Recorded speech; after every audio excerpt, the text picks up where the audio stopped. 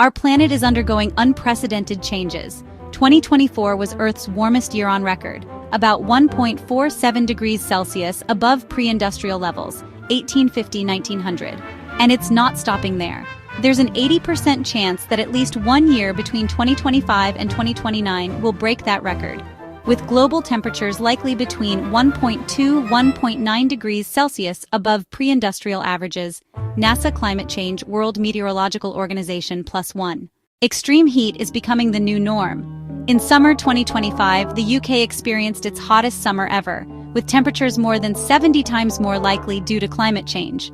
Across Europe, heat waves from April to September led to an estimated 2,300 deaths, with 65% of those deaths linked directly to human-induced warming.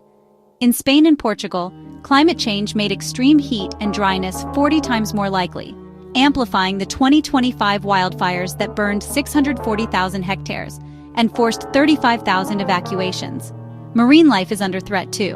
84% of global coral reefs are affected by the worst coral bleaching event on record, 2023-2025. Key oceanic life forms are at risk. Prochlorococcus, a tiny but crucial phytoplankton producing 20% of Earth's oxygen, could decline by up to 50% in tropical oceans due to warming seas surpassing 30 degrees Celsius. AP News. Meanwhile, a study in Nature reveals that the capacity for safe underground CO2 storage is about 10 times less than previously thought, meaning carbon capture and storage, CCS, can only mitigate up to approximately 0.7 degrees Celsius, not the 5–6 degrees Celsius once projected. Climate scientists overwhelmingly warn, to stay under the 1.5 degrees Celsius limit, emissions must fall by half every 5 years starting now, a 10–12% annual reduction. Reuters. At the Africa Climate Summit, leaders highlighted growing solar investments, photovoltaic imports up 60%, but stressed that adaptation funding still lags, $15 billion versus a $70 billion need. The Guardian. In the U.S., recent policy shifts attempt to undermine the findings that greenhouse gases are a public health threat, while many companies continue pledging carbon-neutral futures. Wall Street Journal.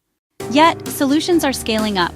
Renewables like solar and wind are now often cheaper than fossil fuels, making a carbon-free economy achievable without sacrificing quality of life.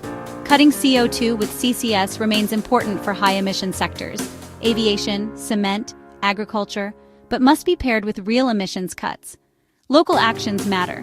Better forest management, controlled burns, grazing, urban greening, and broader support for sustainable infrastructure can build resilience. Climate change is here, and so are its solutions. We're facing record heat, wildfires, bleaching reefs, and shrinking oceans. But the choices we make now can still change the story. Governments, businesses, and citizens must act.